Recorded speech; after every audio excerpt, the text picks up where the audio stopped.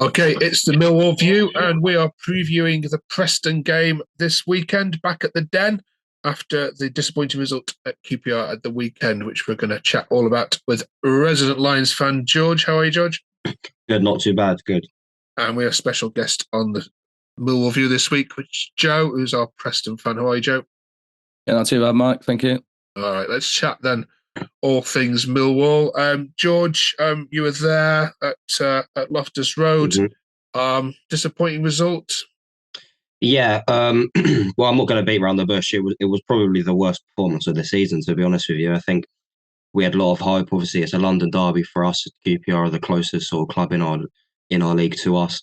Took a lot of fans to Shepherd's Bush to Loftus Road, and the players just didn't perform from minute one. It was a game of poor quality, in all honesty. But I mean, it was the basics really which we lacked. You know, the 50-50s, aerial duels, second balls. We just didn't look up for it.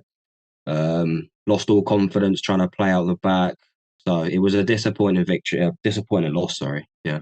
Yeah, you had a few injuries though, didn't you? There was a few missing. How much do you think that affected the team overall and the general setup? Yeah, no, massively, because we've lost Tom Bradshaw up front, who's our best number 9, and then we've got Idamo Amaku as well, who sort of operates off that left hand side, but he gives us another option up front as well. So we've been missing those two.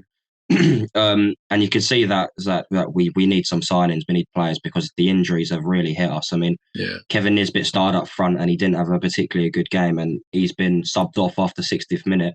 And we bring on Ryan Longman, who's mainly been operating as a wing back. He's never going to score you a goal, so we might as well have just called it a day at that point. Yeah. So injuries have definitely hit us, and we are struggling at the moment on that side of it. Yeah, and this is a team that on Boxing Day, you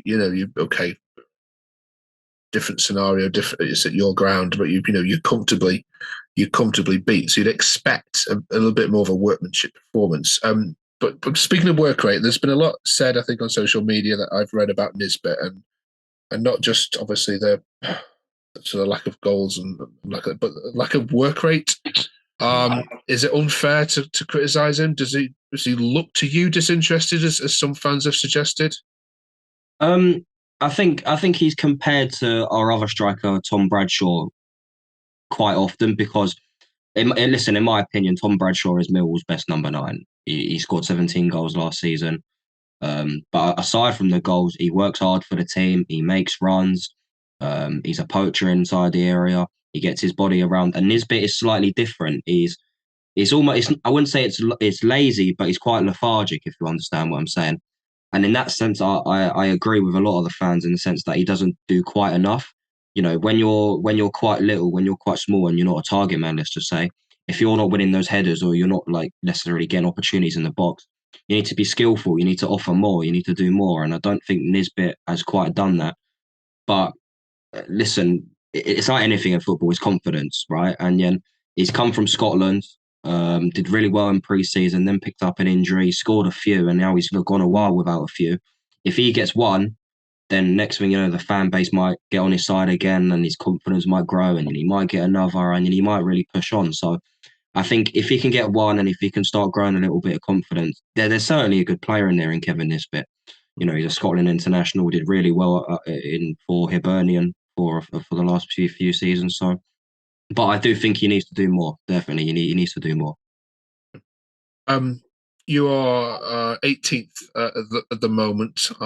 You're playing a Preston side who, just like yourselves, I'm not going to predict this game because this could go either way. Probably 1-1 draw is probably going to be the best result. When you went to Preston early in October, what did you make of Ryan Lowe's side? I mean, at the time, I think Preston were near the top of the table. I think they were sort of in those playoff places, and the Preston game was the first game where Gary Rowett had just left the game previous. And I think we started really slow in that game. Preston made a really fast start, and Zian Fleming came back and scored a goal. But I was impressed with what I saw from Preston. I thought that they popped the ball around quite nicely. Ryan Lowe's clearly got a system in place there and a philosophy, and it's whether or not they've got the players to sort of, go along with that style of play. But they're a tough side, and there certainly won't be a write-off come Saturday. Okay, let's get a couple of words then from the Preston side. Millwall are a hard-working team, and at home, it's not going to be a walk in the park. What sort of strategy and tactics does he go with this one, Joey? Yeah, I mean, no, it was never an easy game then, and I think to answer your question, I don't know because I don't think Ryan Law knows. I mean, I wasn't expecting us to start with 2 up top against Leeds, and we did.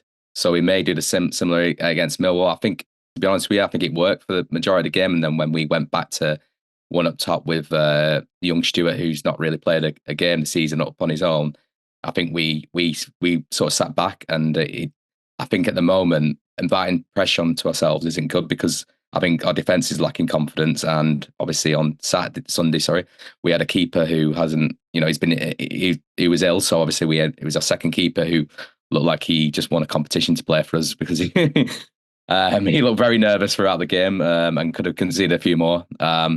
So I think the best way to do it is go with Reece and Keane again, and whether he will or not, I'm not 100% sure.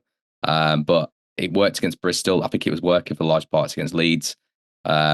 I think actually when we've got our attacking players there to our disposal, then I think we can take on any side really. I think our weakness at the minute is our defence. So I think the fact that we keep trying to play a defensive game is an unusual one because I think when we actually do go on attack, we do look a bit more threatening. But I think probably our low XG or whatever we've got is probably the reason for that.